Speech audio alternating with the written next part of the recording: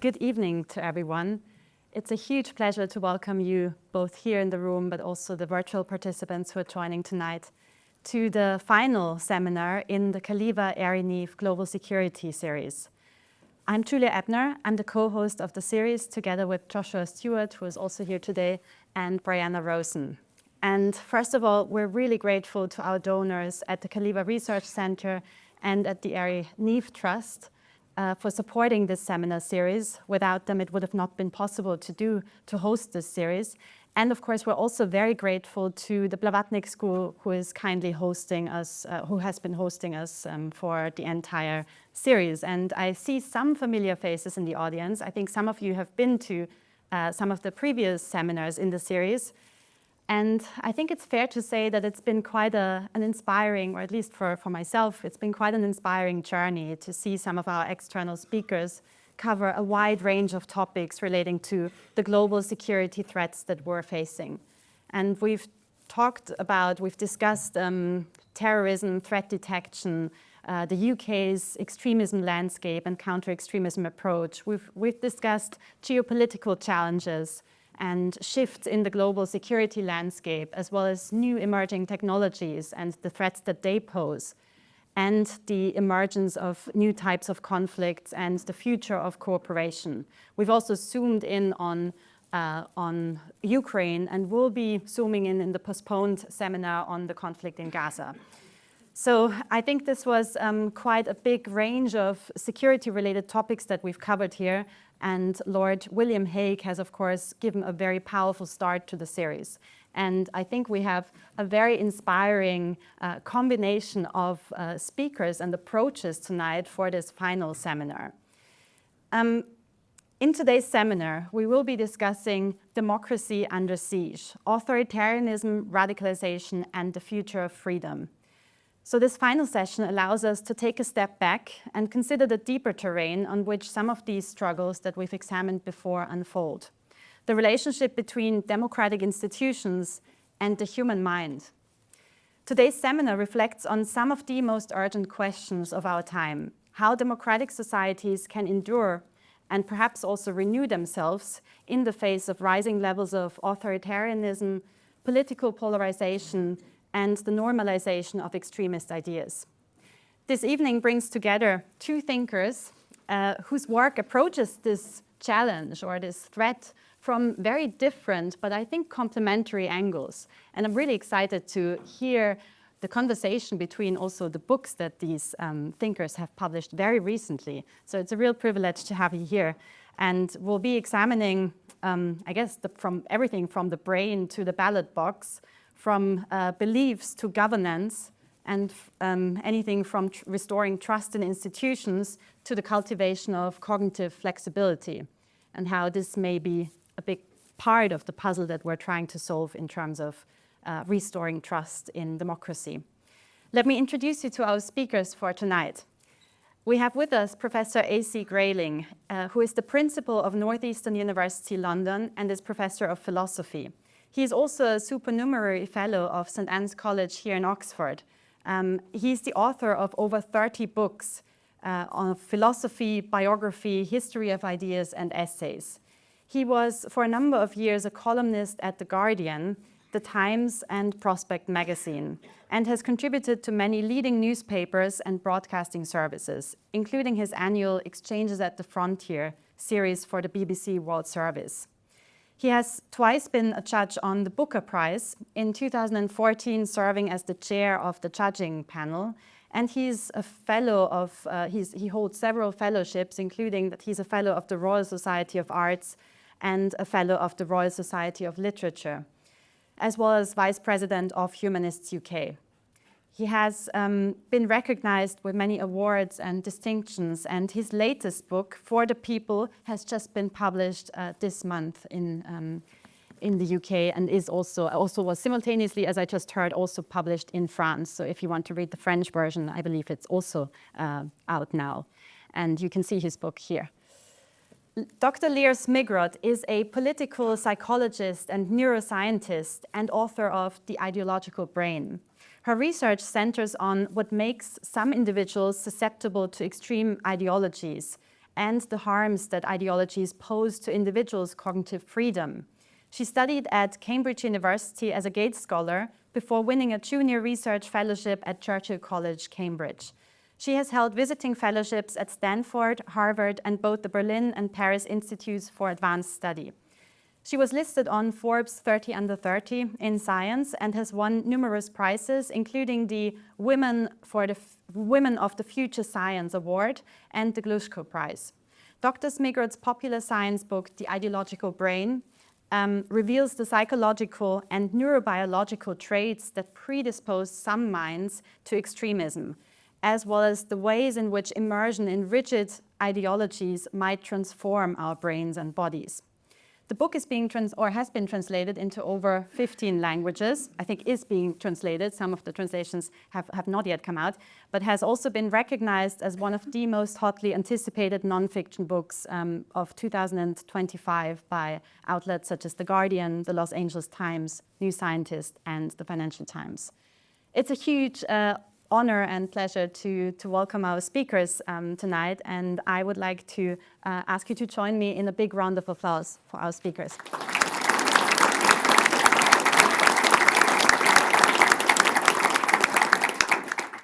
In terms of format, there will be time to ask our speakers questions, but first I will give the floor to Anthony, who will give us an overview about the latest ideas in his book, and who will open with 10 to 15 minutes of remarks, and then we will give the floor to Leor, and then we will sit down for a moderated discussion and a Q&A and bring the two books in conversation with each other.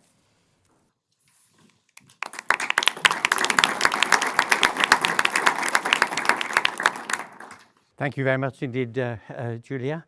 I normally do stand behind the lectern on the George W. Bush principle that if somebody throws a shoe, I've got something to duck behind.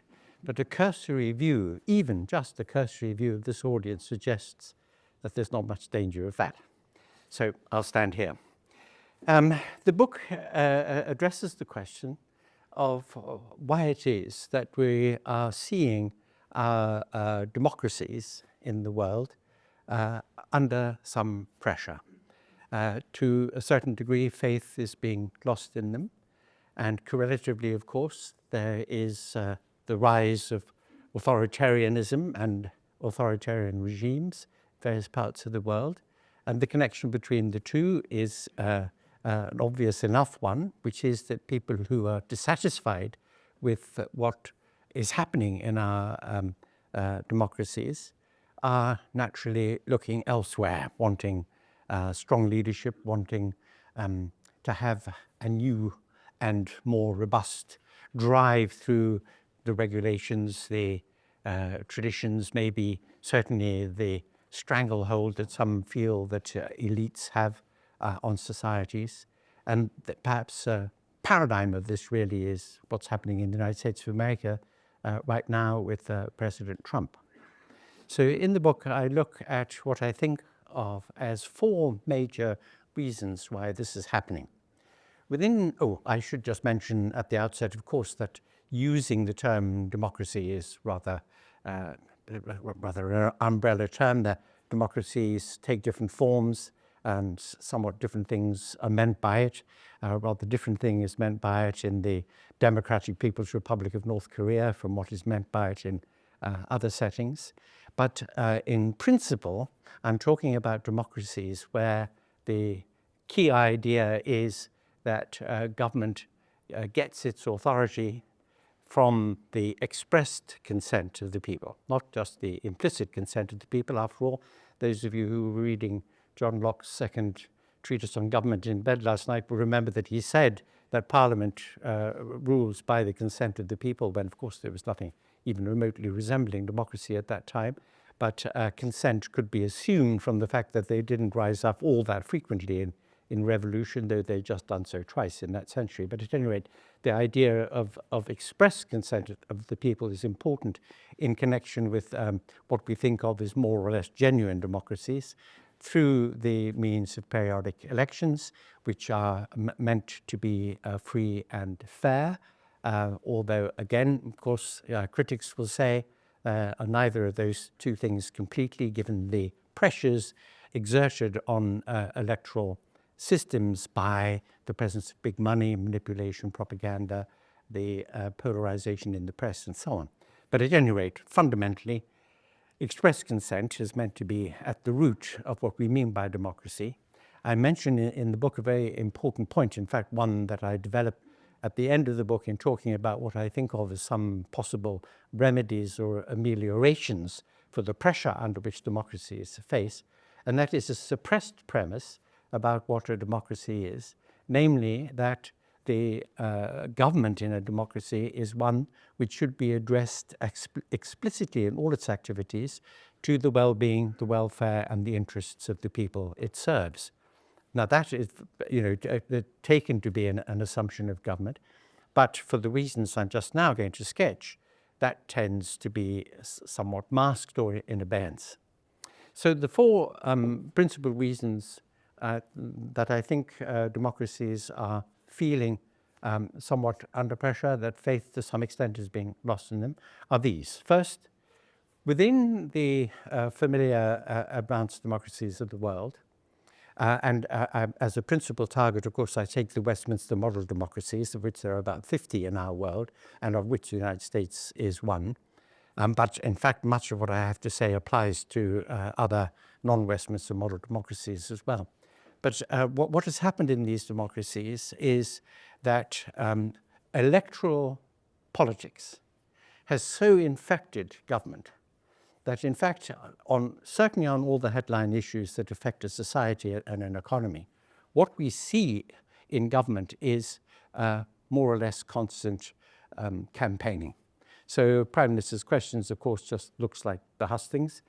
We find very deep polarization, exacerbated by the fact that in many of these Westminster model places, like the US for elections for the House of Representatives, here in the UK for the House of Commons, in Canada, India, and a number of other places, plurality voting, first past the post voting, of course, has the immediate effect of driving the system into two-party competition to get hands on the levers of power, taking up most of the political space and squeezing out third parties and other voices. And the result, therefore, is a polarizing division between the two sets of forces, the two coalitions in competition with one another. And that is why the infection, as it were, of the government process, again, on all the headline issues, the budget issues and major matters of public policy, tend to just collapse really into a continuous struggle, a continuous set of campaigning struggles between the two sides of the equation. And that, of course, is very alienating for the public, and it is particularly vexing for that significant minority of the public who feel under a great deal of social and certainly economic stress. With the development over the last half century and more of a neoliberal form of capitalism in our world, which has hugely and rapidly increased inequalities in most of the so-called advanced societies, that pressure on those people who feel left behind and disadvantaged by the system and very disaffected with it, therefore, that pressure on them is one reason why the attraction of more authoritarian approaches is so great. Again, the paradigm case would be the United States of America. The sort of MAGA base in the United States exemplifies this situation of feeling that in all sorts of ways, the economic deprivation experienced, the fact that social, cultural issues are, in the view of these folk, to blame for the fact that they're being disadvantaged and pushed on the back foot. That is a reason for their turning to what they would rather see, which is a more authoritarian approach to government, an approach which would bulldoze its way through all those things that are causing difficulty for the disaffected.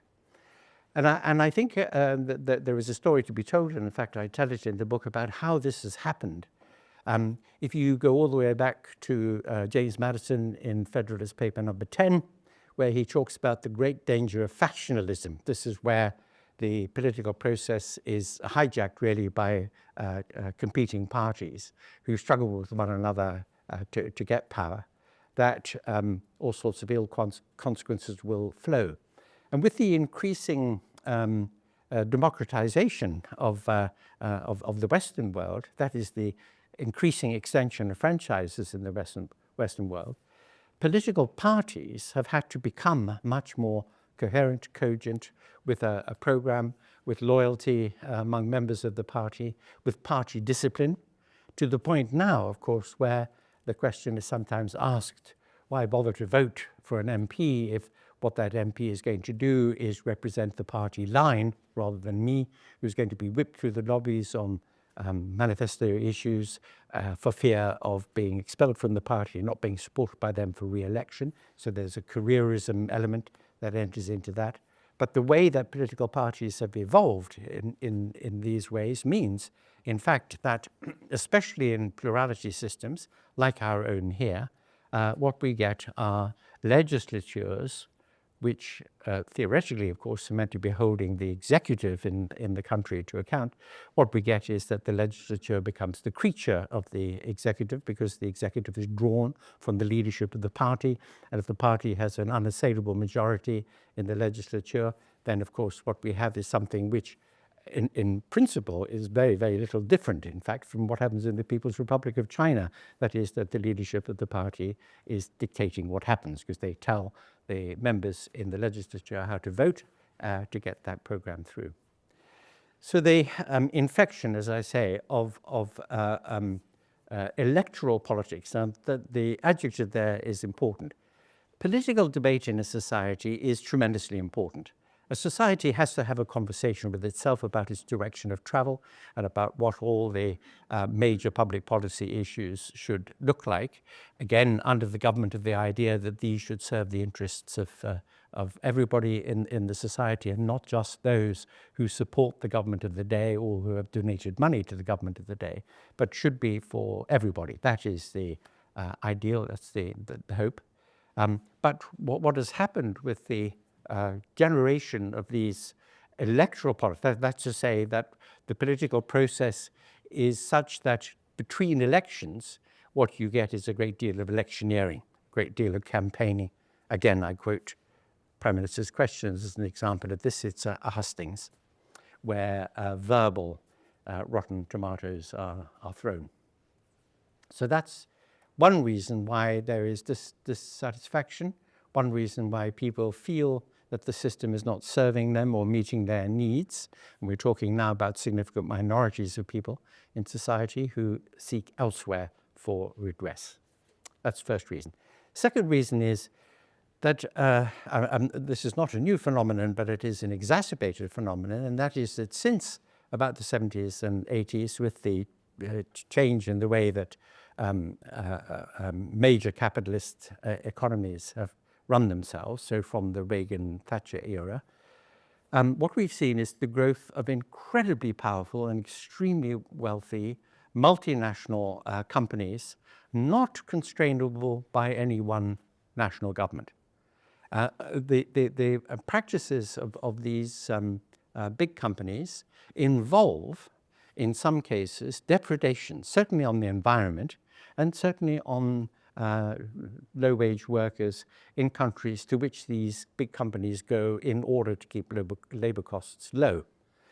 And the massive amount of influence that these huge corporations have on national governments is familiarly very, very large. So they are able to, through donation, through direct contacts and influence, through lobbying, are able to influence government policy in directions, for example, on fiscal policy, on taxation policy, which has allowed a situation to develop where literally trillions of dollars are held in tax havens, depriving many national economies of extremely valuable tax resources that might be spent within the country.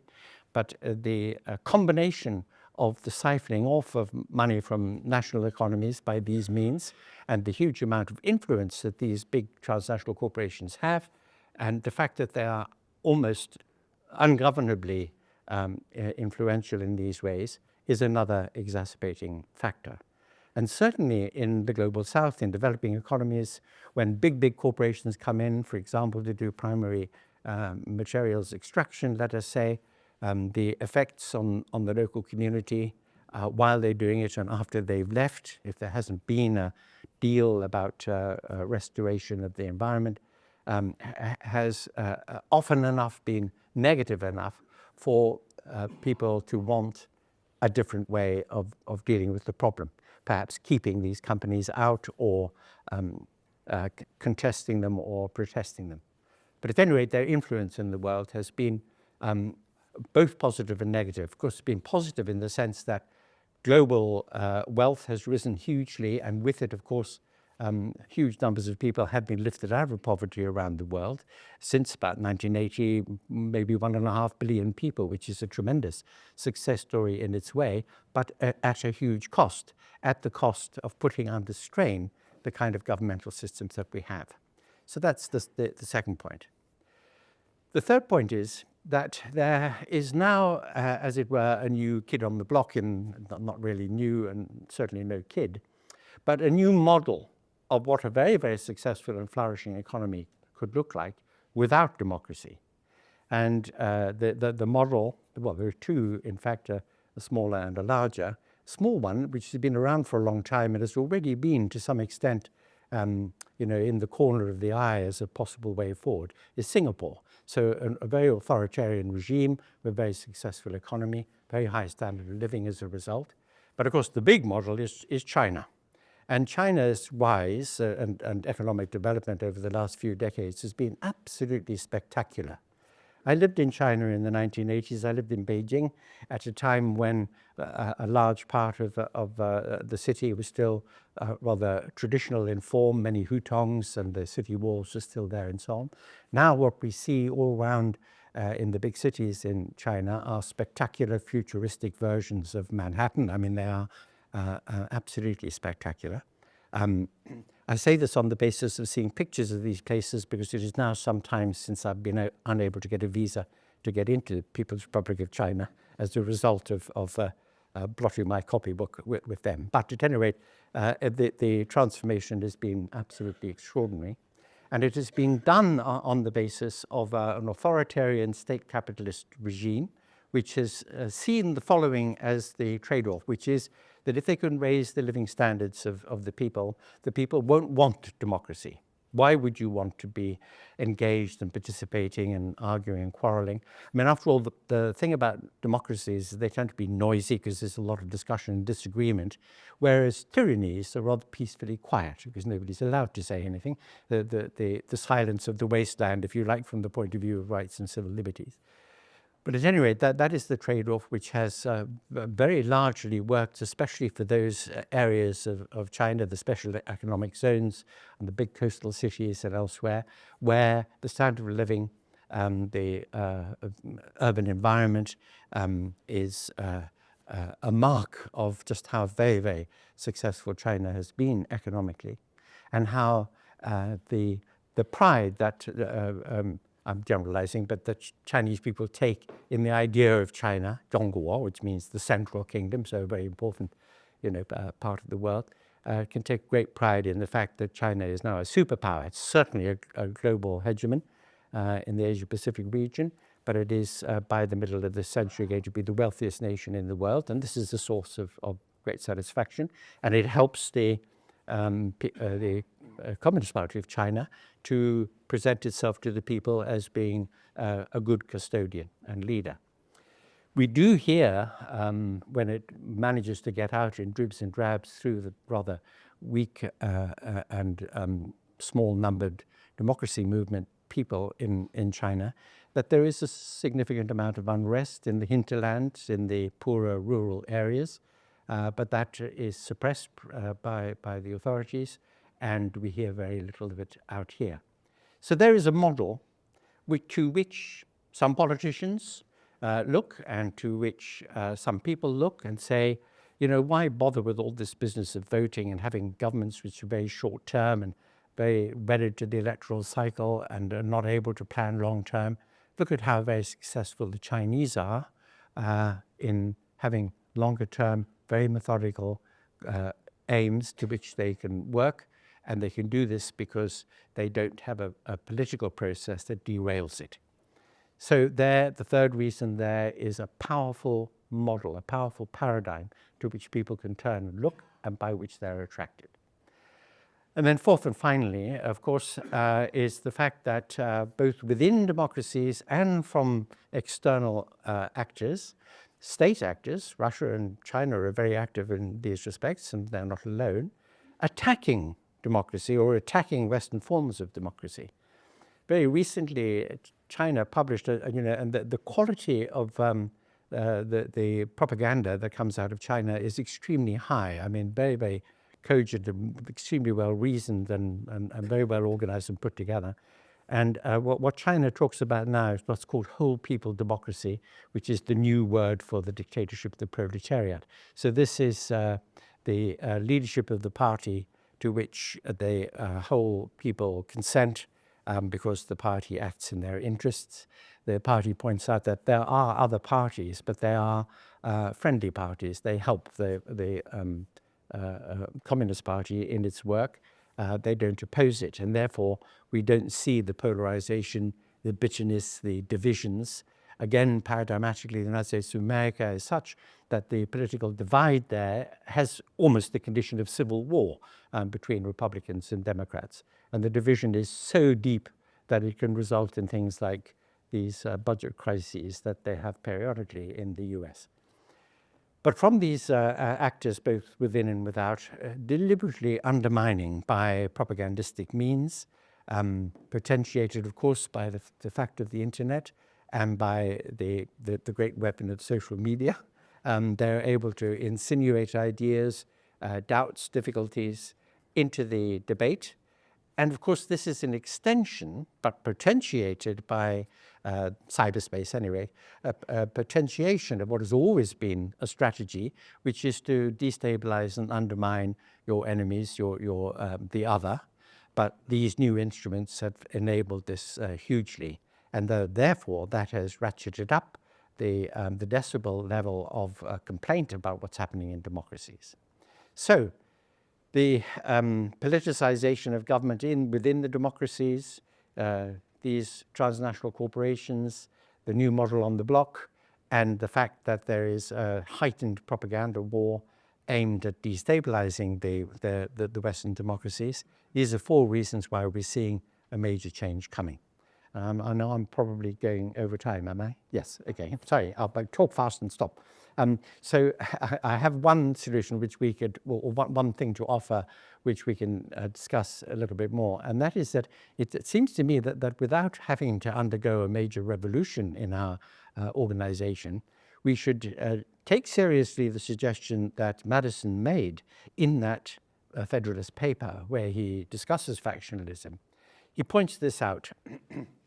Like Plato long before him, in the 8th book of the Republic, you may remember, who expressed his skepticism about democracy on the grounds that people are short-termist, ill-informed, self-interested, just not sufficiently altruistic, and so on. So if you put power in their hands, what you get is what Plato called ochlocracy. You get mob rule, you get chaos. And that pretty soon, in a chaotic situation, the people in their exhaustion and anxiety would welcome a tyrant, because the tyrant will put everything back into order. Indeed, as it happens, a footnote remark, there is one strategy adopted by some people on the anarchist libertarian far right, as well as by people on the far left, that if you could create chaos in our contemporary societies, then you would make people want to have the tyrant or to have the authoritarian ruler come in. So that's a strategy for doing it. It had been identified by Plato a long time ago. But what Madison said was, what we want to do is to, if we're serious about giving the people a role in choosing the laws under which they're to live, then we need to respect something else. And this time, not Plato, but Aristotle. And Aristotle in his Politics said, the people have a right to good government. Actually, Aristotle said to good enough government, because he was a man of common sense. So to get from the right of the people to assay to the right to good enough government, said Madison, you have to have the right institutions. You have to have the right constitution. And I think that, therefore, there is a constitutional remedy, a way of thinking about constitutionality, which would address a number of the issues that are putting democracies under pressure at the moment. And in order not to spoil your fun, I will leave it to your reading of the final chapter of the book to see how that might work. Thank you very much.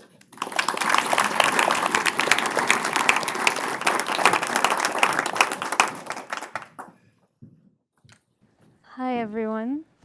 It's a pleasure to be here. And when we're talking today about democracy under siege, in many ways, I'm thinking, well, whose democracy, whose authoritarianism, and where is that happening? Where is that battlefield, really?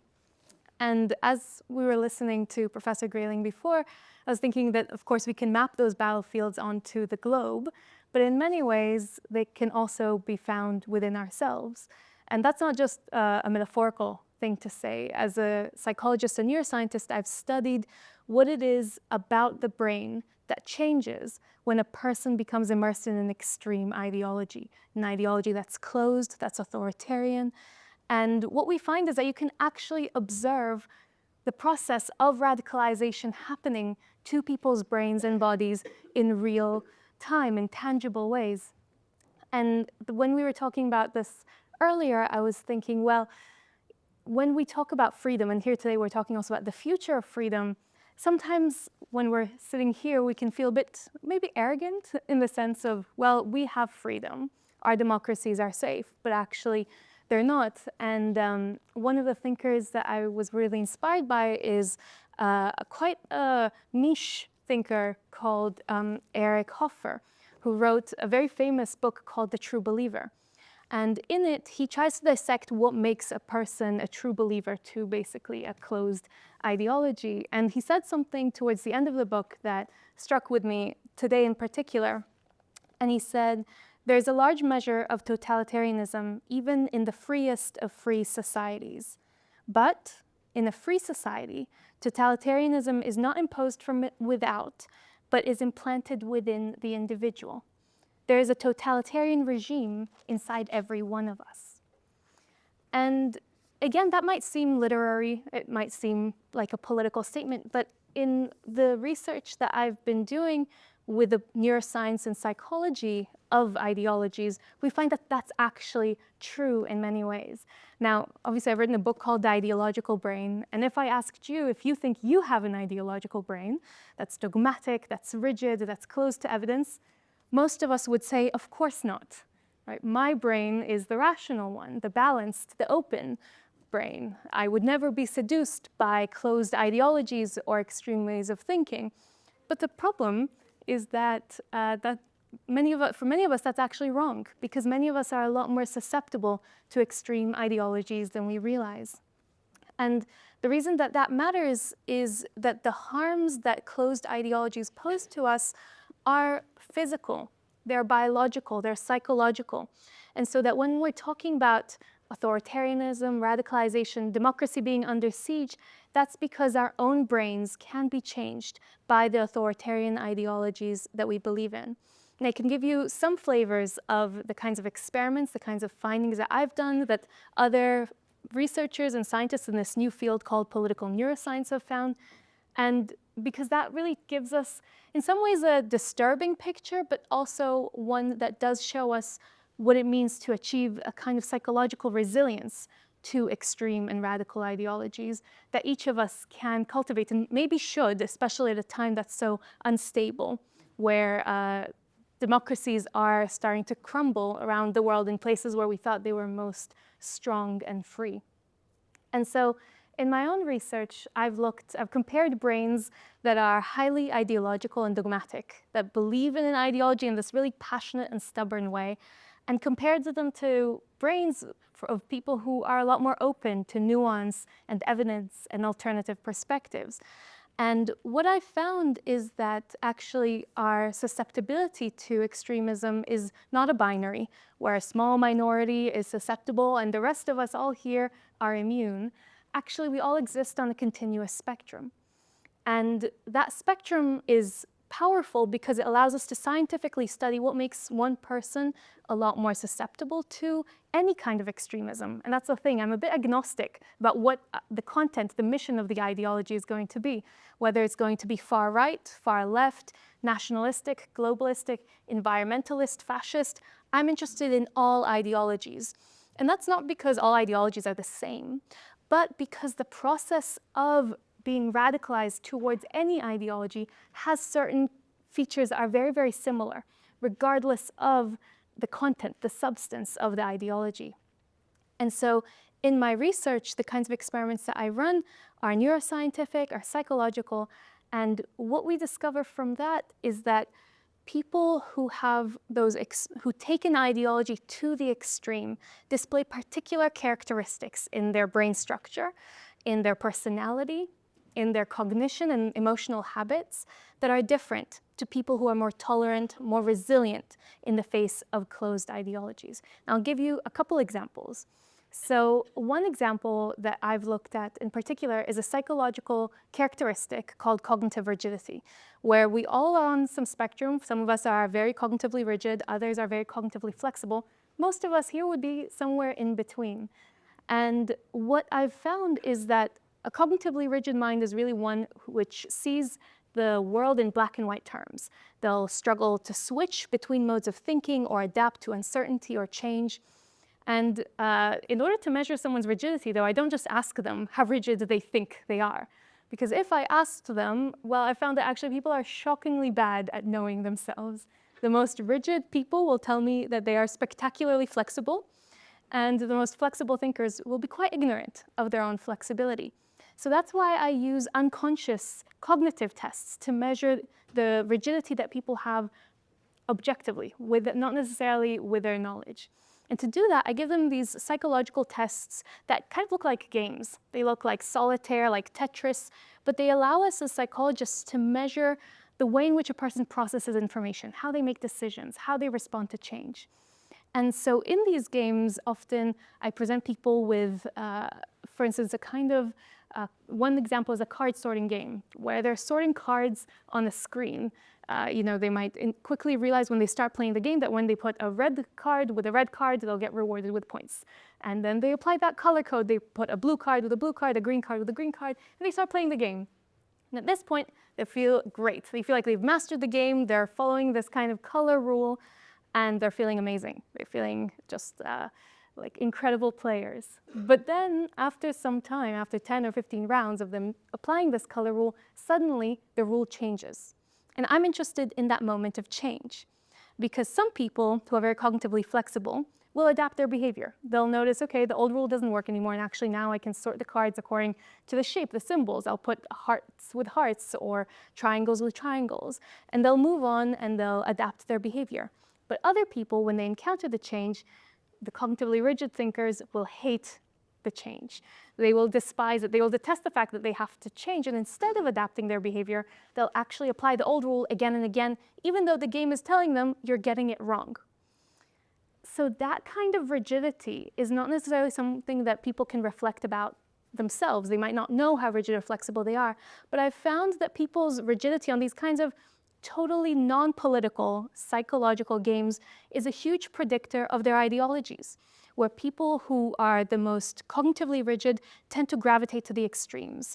They tend to be the most dogmatic. They'll take any ideology to its radical ends. And we find that really also along the political spectrum, where on the far right and on the far left, we find the most cognitively rigid thinkers, whereas those who are more independent, more suspicious of pre-established political identities will be the most flexible thinkers in these games that have absolutely nothing to do with politics.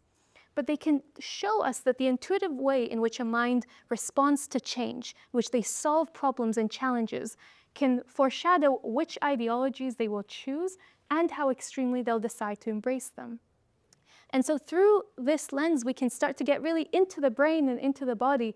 And we've been able to start mapping out characteristics in brain structure, even in genetics, that can help us understand who is most susceptible to radical ideologies and who is most resilient. Now, for those of us who are interested in security, in governance, this is relevant because it affects both how we understand susceptibility and vulnerability. It affects how we want to support the minds that are most vulnerable.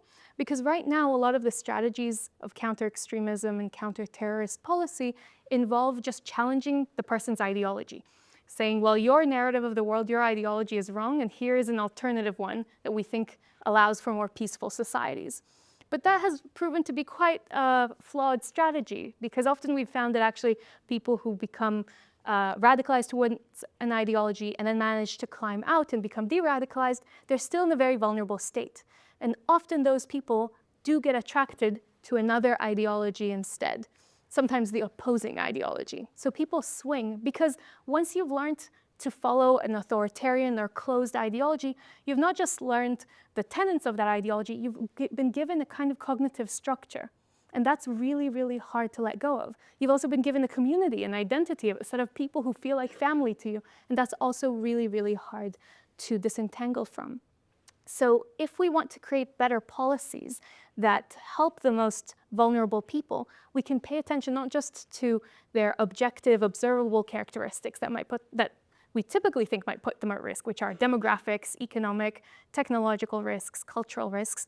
Well, actually, what I found in my research is, of course, those demographic variables can predict a person's susceptibility, but they are dwarfed when you look at the psychological characteristics. So in inserting that kind of evidence base into our prevention, our education, helping people nurture all those psychological, cognitive, and emotional habits that make them resilient across the board means that we can help them become more resilient in the face of any new extremism, right? Because new extremism will keep on mutating, and especially quickly, and I'm sure we'll touch on this in the conversation in a moment, of how the new kind of wave of AI, of social media, are going to radically change the way in which people consume ideologies and ideological propaganda. And so in order to have that preparedness, we need to make people resilient and equip them with the psychological tools that affect how they think across the board, so that when a new extremism comes along, they don't get tempted by it as easily. And so what we learn from all of this is how to hopefully do more robust policy that's more evidence-based, that's more psychological, that's more internal, so that we're really focusing on not just the whole geopolitical space, but really how that affects an individual's mind and individual's emotions. And through that, we can really understand that when we're being scared about democracy under siege, we're not just scared about our the capacity to be represented, for the public to be represented in politics and their opinions, but it's also about shaping what kinds of minds, what kinds of bodies, what kinds of brains people have. And that's why the decision, the responsibility, and the freedom for what kind of ideology you choose, or whether you pursue what I think of as a more anti-ideological way of thinking, is a hugely consequential one, not just for our political fabric, but personally, existentially, because it affects the kind of human being that we fundamentally are.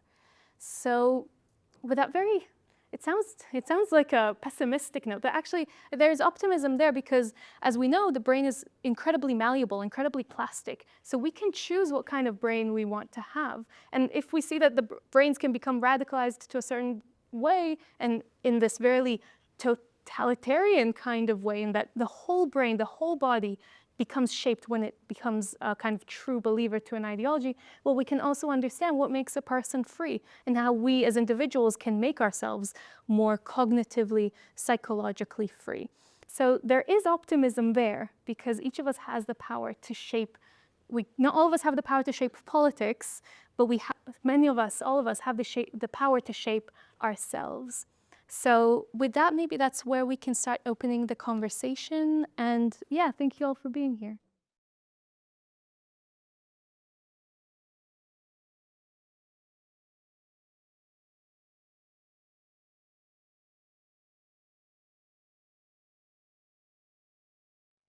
Brilliant. Thank you so much for these inspiring talks. And I think there's plenty to explore. And I'd also like to open up the floor to questions from the audience. But I'll first ask you one or two questions myself that I've been thinking, reading both your books and seeing them in interaction is really fascinating. And I was wondering, because of course you were, as I learned, one of the early readers of Leor's book, of The Ideological Brain, and endorsed it as well. How do you see the interaction between, you mentioned, for example, hostile state actors destabilizing our democracies and trying to really to instill fears or create or perhaps also sometimes, inflaming existing tensions and creating perceptions of threat that I'm sure has an impact on our brains, and perhaps even those situations of stress that are sometimes being produced by these campaigns and psychological operations have an impact on how how our cognitive flexibility is perhaps reduced. I was wondering how you thought about the impact of hostile state actors' campaigns on the mind and on our brains. Well, Leor, in fact, says in the book that when people are stressed, they are tempted by more black and white answers, more, sort of rigid ways of thinking. And you can see how a really clever, well thought out propaganda campaign might, in its endeavor to destabilize and disrupt and make things more uncertain within a society, will be able to raise the stress level of that society. The cortisol level goes up, and therefore they are more prone to these sorts of ideas. Would that be right? Yeah, exactly. And what we see in experiments that actually stress people out is that if we stressed everyone out here today, all of us would become more rigid. So wherever we are on that spectrum of susceptibility, suddenly all of us would think in that more narrow black and white way. And that does give us a huge clue as to what effective but dangerous propaganda looks like, because it stresses people out. It engages those emotions of threat, fear, that feeling that things are closing in. And that's why it's also important that when we're thinking about this, we don't ourselves become stressed, right? Because if we want to find flexible, creative solutions, we can't be in that flight or fight mode, right? We have to find that way to garner all the resources that we have to combat those kind of more propagandist, hostile actors, because they are there. The way in which power operates is not just in terms of shaping political elections. It's affecting how people actually think, how they react to others, how they react to people that are foreign, how they react to people who don't exactly fit the mold. And those tendencies can be really easily abused. Yeah. I think one of the reasons why your book is so exciting and quite novel is because there, of course, political neuroscience is a completely new and emerging field, and there are so many ways of looking at it. And I remember one part in the book where you mention also the developmental stages and how children, or our most authoritarian experience in a way, is during early childhood, when we're being parented in quite an authoritarian style or manner, because of course you're not allowed to cross any boundaries. I found that fascinating from a perspective of what also perhaps makes us more prone, especially if it's a very authoritarian form of parenting, for example, that we're exposed to. What would you say in the education field? What do you think could foster creative? You said creativity is an anecdote in a way, is an antidote in a way to rigidity, and that we could foster that type of cognitive flexibility, or at least the ability to switch between the modes in a more effective way. What do you think could be offered by the education sector? Yeah, I think that there's huge potential in education, and especially for both young children, adolescents who are at that point where they are figuring out where they stand. And like sometimes when you hear, oh, well, how young could you actually test a child's ideologies? Like, children don't have ideologies. But actually, when in these experiments, when you actually investigate and survey and interview 10-year-olds, they do hold certain beliefs that we could say are ideological to a certain degree. That might be mimicking their surroundings. It might be natural reflections of how they feel towards people who are slightly different, how tolerant or prejudiced they might be.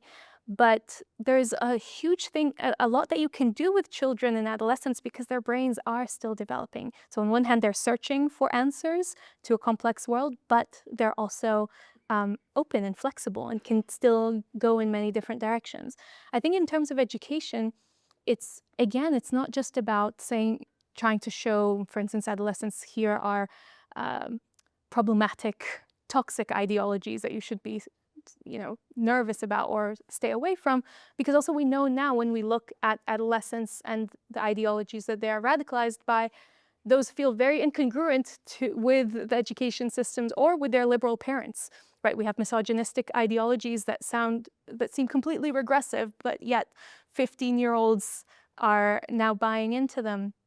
And so rather than only focusing on that, combating one narrative with the other, it's teaching them what it means to think flexibly, to think creatively, and to practice, to exercise that creativity and flexibility, not just when it comes to politics, but in terms of any kind of both educational, creative pursuit, right? Because the more that you are practiced in thinking in that kind of creative way, where you're taking something and seeing it from all sides, where you can be comfortable with uncertainty, ambiguity, nuance, and where you're not doing things in a ritualistic, rote kind of way, I think that gives you a capacity across the board that's more generalized, so that when a black and white ideology comes along, you interrogate it more. Yeah, and Anthony, perhaps one last question to you before we open up to the audience, but where do you see the future going? Because I know one of your projects going forward, and I don't know how much you want to reveal about that, but is also about the new technologies and how they also perhaps reshape the ways in which we interact, cooperate, and just how do you see the future based on these latest developments, and what is your vision for it?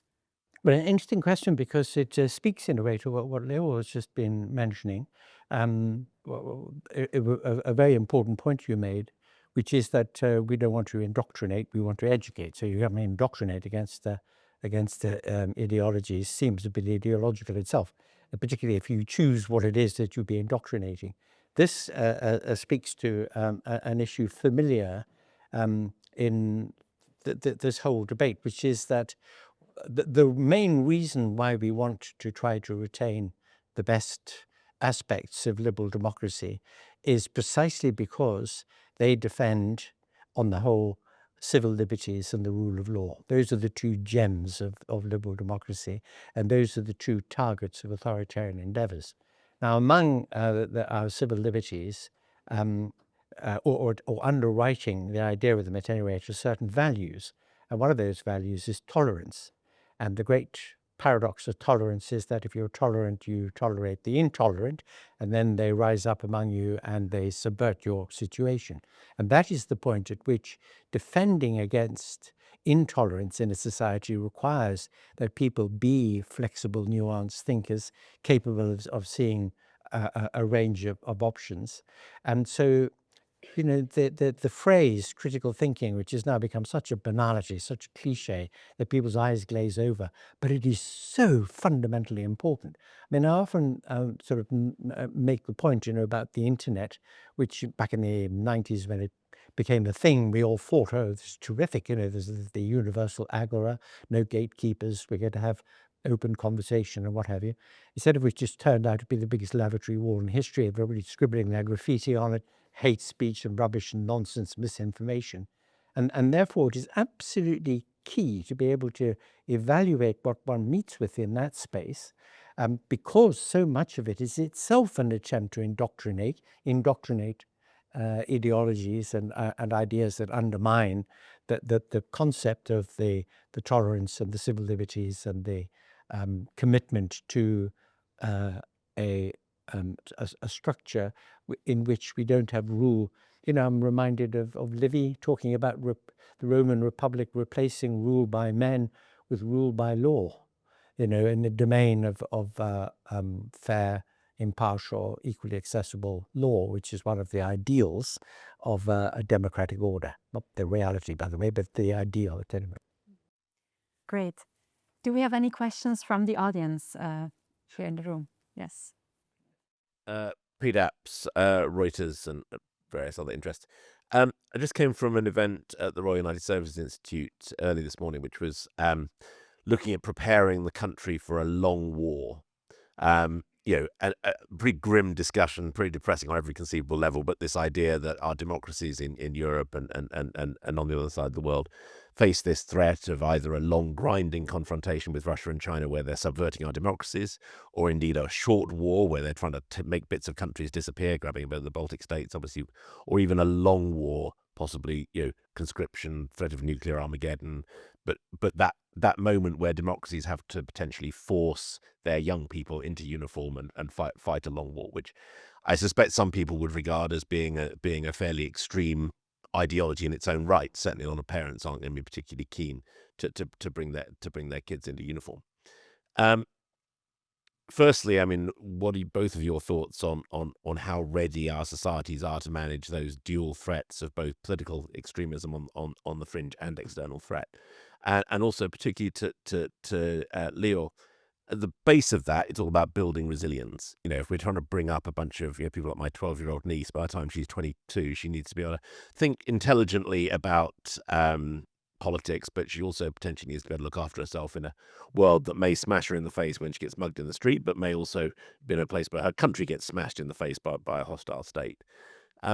The sort of games that you're teaching people, I mean, it's great for judging who's susceptible, but how do you actually build that resilience? How do you take people at the age of 10, 12, 20, 55 and sort of play games with them that make them both more resilient and better able to think about this really complicated and quite scary world that we're going into? Do you want to? So I'm not developing a suite of games for everyone to be playing to nurture their flexibility because I don't know if that's entirely possible. I think that when you want to build that preparedness, that resilience, you probably, part of it is a bigger kind of shift in terms of how a person approaches the world. And by that, what I mean is, if we give young people a very narrow sense of what it is that they're supposed to be, that's a very strong constraint that you start putting on your life. And you start, every ideology, you end up judging yourself according to how far or close are you to some prototype of the ideal believer or the ideal citizen. And people, I think, get into huge emotional and psychological trouble when they are constantly comparing themselves to the ideal and what they need to be. So I think the first thing is to expand the possibilities of what it means to be a person, right? The narrower the sense of what a good person looks like, the harder it is for a young person to think flexibly, for any person to think flexibly. So I think if you want to build that resilience from a societal level, first of all, naturally, it is about incorporating that that sense that there isn't just a single right way or to be, or a single right ideology. And that when you're practicing that flexibility, that can be in any domain, right? For one person, it might be an engineer. For another, it might be an artist. For someone, it can be entrepreneurship, where it's not about what you're doing, but how you're doing it, right? Because you can do anything in a kind of rote, ritualistic, I'm just going to follow the rules and routines every day. Or you can do it in a creative way, in that you're trying something different all the time and you're keeping your mental faculties exercised, right? And when people, especially young people today, are constantly given technology that narrows them down and where they're just passive consumers, or now with AI chatbots, they might be in active conversation, but that conversation is meant to please them or to make them feel a certain way largely. Those are not conducive to that critical thinking, to that flexible thinking, where you're thinking in that adaptive, fresh, constantly engaged way, right? It's not so much, sometimes it's easy to lean on metaphors of, okay, you're either blind or you can see, either you're kind of quiet and passive, or you're an active thinker. And I don't think the dichotomy is there, but I think it is about bringing people into that really exciting, kind of constantly active mental life. And that's important. On the point about, on the question, how psychologically prepared are we, if we means Europe, Europeans, or people who live in Europe, for the potential for long and difficult war? The answer is not at all, because after all, Europeans, or people who live in Europe anyway, have had for the last 70 or more years virtually a holiday from history. We've lived in a peaceful, relatively progressive part of the world. The United States of America has remained conscious of military calls, and because it is a military empire, and it has fought a lot of wars, some of them rather unsuccessfully. But at any rate, it's a highly militarized state in one way. But we in Europe are not. And so this is a bit of a shock, a wake-up call, the invasion of Ukraine by Russia.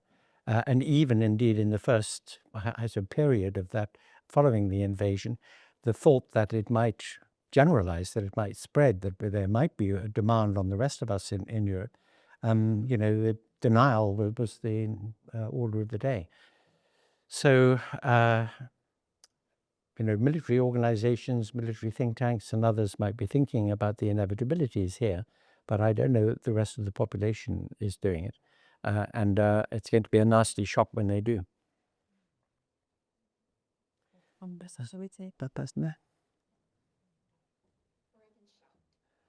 No, on the way.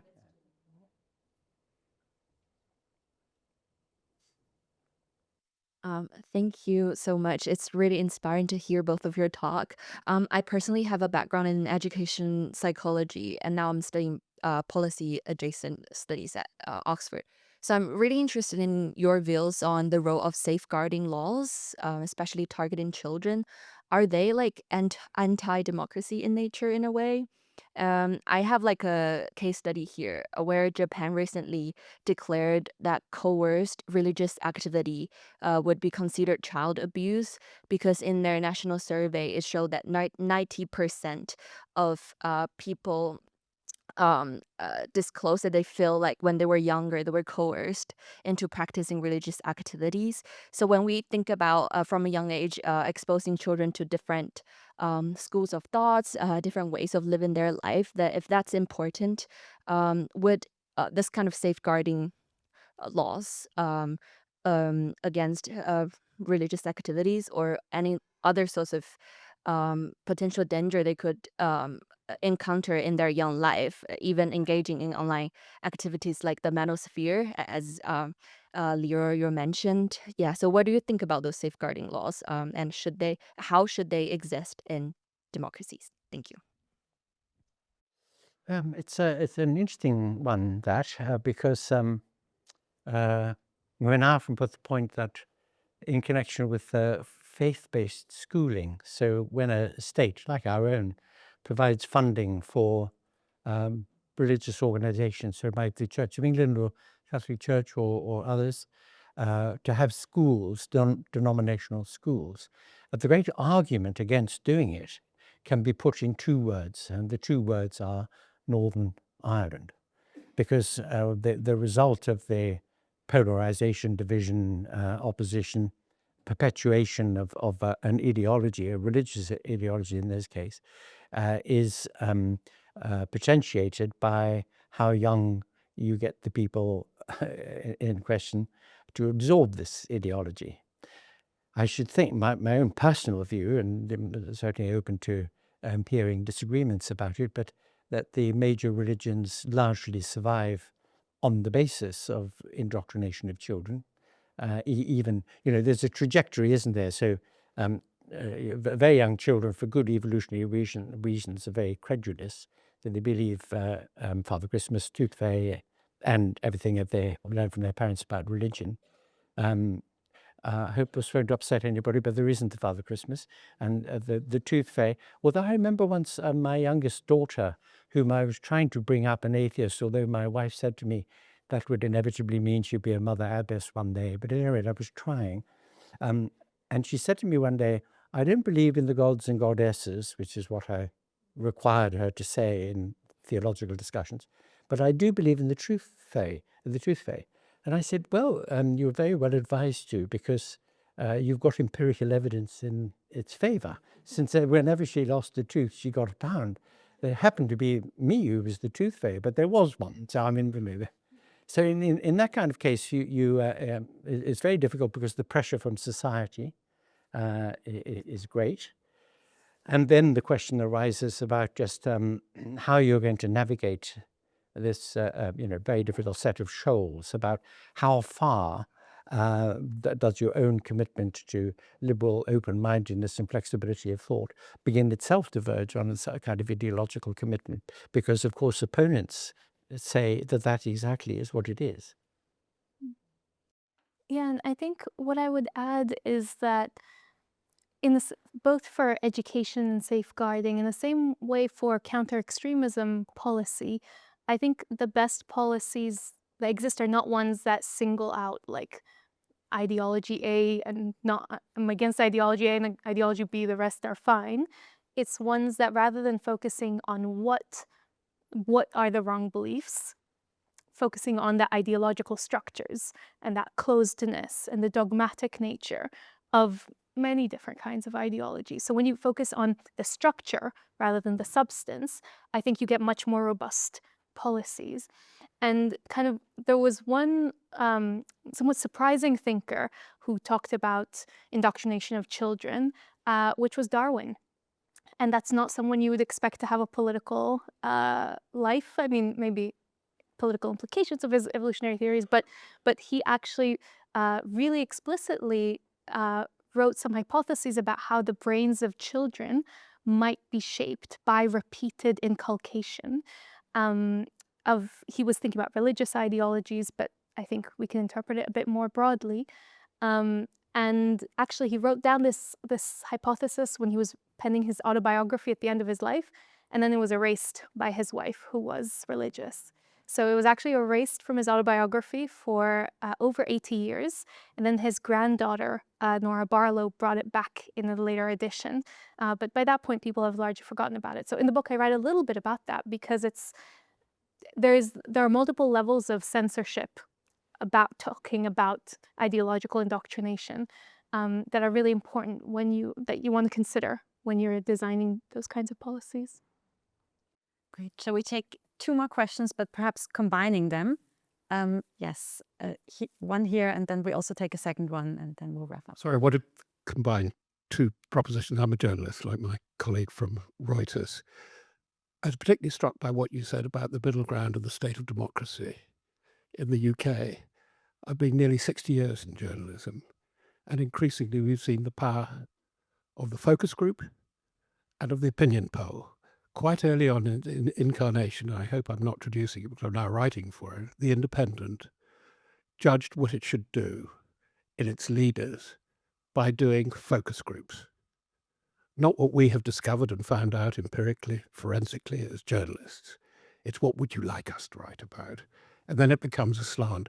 This, I would suggest, Professor Grayling has polluted the political debate here, that they are responding so much to the pulse taking with focus groups, with opinion polls.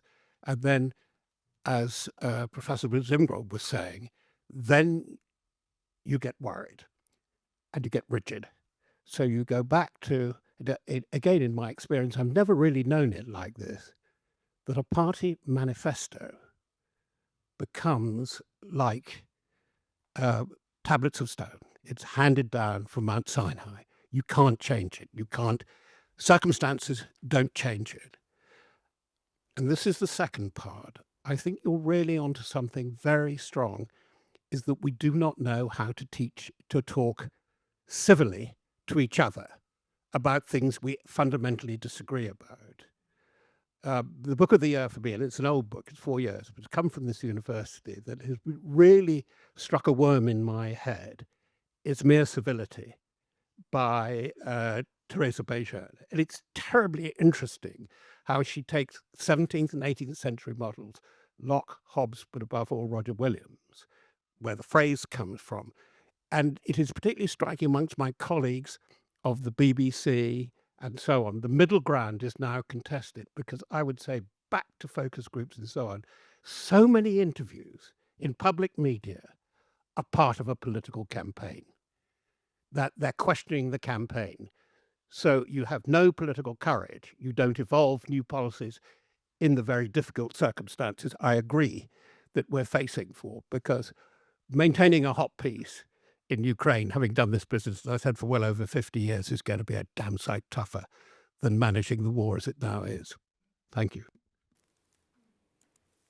Do you want to, shall we take one more question and then, there was a lady behind. Yeah. That lady behind, by that man. She is bad. She. Okay, good. Thank you so much for the talk. Dr. Grayling, you mentioned the Republic, in which Plato points to a unifying myth to prevent kind of radicalization. And in the past, this myth has tended to be nationalism largely, and sometimes individualism. And I was wondering whether you thought that this kind of shift, or maybe a different unifying myth or legend, could kind of save our democracy, or perhaps help us, or whether that would hinder our democracy. Well, I'm rather inflexibly and passionately of the view that unifying identities are a very dangerous, bad thing. That what we don't want in society is unity. What we want is harmony. Because after all societies are very diverse. A society is made up of many different minorities, including minorities of one. And what we want is for them all to get on with one another civilly, to understand other points of view, to provide space and to be flexible in reaching compromises. So harmony rather than unity is really important. In fact, it is distinctive of authoritarian regimes that they want a national identity, or everybody to be white, or everybody to be Christian, or something, some central unifying identity. And that, when it is imposed, means that people who don't fit the model are going to be dealt a very bad hand. So no unifying myths, thank you. Some approaches to harmony. And by the way, I take the view also as somebody who's written and thought a good deal about ethical questions. And by the way, ethics is not the same thing as morality. Ethics, you think about the etymology of the term, comes from ethos, ancient Greek meaning character. So the great ethical question is, what sort of person should one be? How should one live? Morality is about interpersonal responsibilities and relationships and keeping faith and keeping promises and what have you. But morality, which is about interpersonal interaction, is fundamentally, it's a matter of good manners. Good manners, being considerate, taking the other person's point of view, giving them their space. Ultimately, that's really what it comes down to.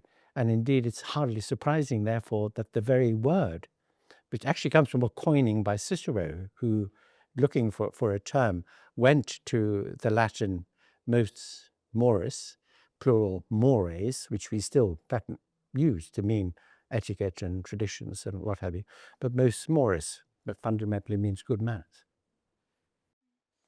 I think on the first question, it's interesting because when you do both focus groups and surveys of people and you ask them what makes a good political leader, people say that they want leaders that they can trust, and the components of trust is a sense that they have integrity and authenticity.